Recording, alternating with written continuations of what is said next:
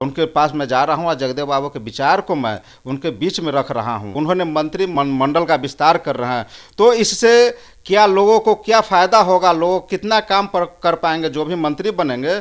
अभी तक तो हमको लगता है कि नहीं कुछ कर पाएंगे। वो लोगों को वोट के लिए, उनके जातीय समीकरण के अनुसार से वोट के लिए उन लोगों को मंत्री बनाया जा रहा है, बना करके और लोगों से सिर्फ वोट लेने का काम करेंगे। और चुनाव हम लोग जितना ज़्यादा से ज़्यादा सीट पर चुनाव लड़ने का काम करेंगे। आज बहुत सारे नेता हैं कि अमर शहीद जगदेव प्रसाद जी के नाम ले करके उन्होंने सत्ता में है, उन्होंने कुर्सी पे बैठे हुए हैं, लेकिन कुर्सी पे बैठने के पहले उनका नाम लेते हैं, लेकिन कुर्सी पे बैठने के बाद उनके नाम को भूल जाते हैं और उनका जो रास्ता था जगदेव बाबू का, उस रास्ता को छोड़ करके दूसरे रास्ता अपना लेते हैं। इसीलिए आज तक शोषित वंचित पीड़ितों का विकास नहीं हो पाया है। आप देख रहे हैं लाइव बिहार, मैं हूं आपके साथ असलम अब्बास। बिहार में चुनावी माहौल पूरी तरीके से आने अभी बाकी है, लेकिन उससे पहले कई राजनीतिक दल है जो तैयारी भी कर रही है और अपने विचार को लेकर जनता के बीच में जाने के लिए कमर कस चुकी है। और इसी बीच आज हमारे साथ बातचीत करने के लिए भारतीय लोक चेतना पार्टी के दांगी सुभाष कुमार मौजूद हैं। तो सबसे पहले तो आपका लाइव बिहार में स्वागत है सुभाष जी। बहुत बहुत धन्यवाद। चुनाव है, चुनावी माहौल में बहुत सारी चर्चाएं होती रहती है। पहले बताइए कि आपकी पार्टी का विचार क्या है? भारतीय लोक चेतना पार्टी का विचार है कि जैसे अमर शहीद जगदेव प्रसाद जी ने शोषित वंचित पीड़ितों के लिए अपनी जान की कुर्बानी दे दी, उन्हीं के विचार को हम लोगों को आगे बढ़ाना। भारतीय लोक चेतना पार्टी का उन्हीं का विचार जो है, शोषित वंचित पीड़ित जो आज तक न राजनीतिक में है न किसी भी क्षेत्र में नहीं है, उनको आगे बढ़ाने का काम कर रही है। बाबू जगदेव प्रसाद के विचार को लेकर तो बहुत सारे बिहार में नेता उभरे हैं, बहुत सारे नेता बिहार में सत्ता में काबिज हैं आज, फिर आप उसमें कैसे सेंधमाइज लगा सकते हैं?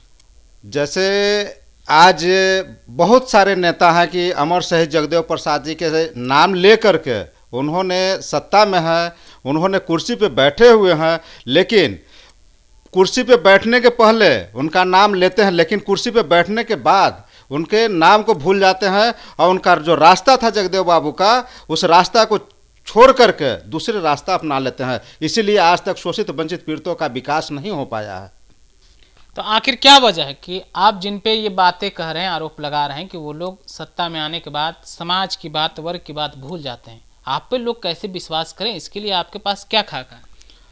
हम लोग पूर्ण विश्वास के साथ अमर शहीद जगदेव प्रसाद जी का जो भी विचार है उसको हम लोग गांव-गांव तक जा करके लोगों को, जा करके घर-घर तक जा करके लोगों को मैं बता रहा हूं और उनके विचार से सब लोग को मैं अवगत करवा रहा हूं। अवगत करा रहे हैं। बिहार में पिछले 2005 से लौह कुश समीकरण, जिस विचारधारा की आप बात करें, उसकी सरकार भी बिहार में रही। नीतीश कुमार मुखिया हैं और कई बिहार के नेता, उपेंद्र कुशवाहा, सम्राट चौधरी, उमेश कुशवाहा या फिर नागमणि जी भी लगातार बात करते हैं इसी समाज के। आप उस समाज में आप अपने को कहाँ स्थापित कर पा रहे हैं? जैसे वो लोग तो जगदेव बाबू का नाम ले करके अपने जगह पे चले गए हैं, लेकिन उनके विचार को अभी तक उन्होंने लोगों के पास नहीं पहुंचाया है, लोगों का काम नहीं हो पाया है, लोग अभी तक उनके विचार से लोग सहमत नहीं हैं। इसीलिए मैं अपने पार्टी के रूप में अपने काम कर रहा हूं और पार्टी को लेकर के और उनके पास मैं जा रहा हूं और जगदेव बाबू के विचार को मैं उनके बीच में रख रहा हूं और वो इसी बात को लेकर के लोग हम लोग के समर्थन में हैं। बिहार में मंत्रिमंडल विस्तार की भी चर्चाएं हो रही है, आपको क्या लगता है नीतीश कुमार के कार्य या फिर आने वाले चुनाव को लेकर? देखिए, अभी एनडीए के साथ में 1 साल 1 महीना माननीय मुख्यमंत्री जी को आए हुए हो गया, साथ में रहते हैं, रह रहे हैं और काम भी कर रहे थे, लेकिन अब जो सरकार जाने वाली है 5-6 महीना के लिए उन्होंने मंत्रिमंडल का विस्तार कर रहे हैं, तो इससे क्या लोगों को क्या फ़ायदा होगा, लोग कितना काम कर पाएंगे, जो भी मंत्री बनेंगे वो लोग क्या काम कर पाएंगे, इस पर अभी तक तो हमको लगता है कि नहीं कुछ कर पाएंगे।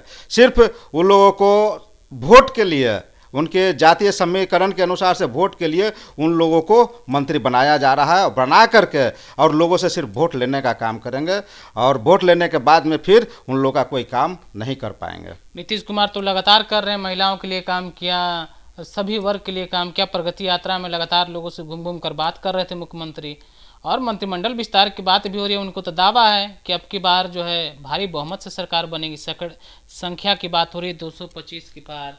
लेकिन बात तो बोल रहे हैं, लेकिन 2025 के चुनाव में खुद मुख्यमंत्री जी को समझ में आ जाएगी कि क्या हम लोग किए हैं, क्या नहीं किए हैं, और कितना तक उन्होंने काम किया है। आज देखा जाए तो अफसरशाही का राज हो गया है।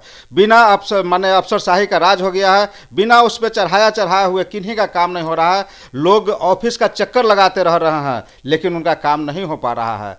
तो इससे विश्वास उनका टूटता जा रहा है लोगों को नीतीश कुमार जी से। बिल्कुल, नीतीश कुमार से तो विश्वास टूटता जा रहा है, आपका आरोप लग रहा है। लेकिन आपको क्या लगता है, आप लोग किनके भरोसे बिहार में राजनीति कर रहे हैं? क्या आपको लग रहा है कि आप इस किनारे हैं या उस किनारे हैं?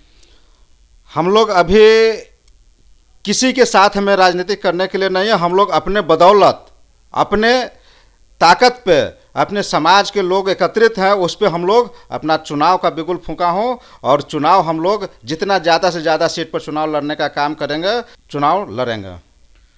बिल्कुल, तो अभी आप सुन रहे थे दांगी सुभाष कुमार जी को। उन्होंने साफ साफ कहा है कि बिहार में इनके समाज, खास करके लव कुश समीकरण में दांगी की बात कर रहे थे, और सब कोई बाबू जगदेव प्रसाद के विचारों की बात करते हैं, लेकिन मौका मिलने पर कोई समाज का उत्थान या विकास की बात नहीं करते हैं।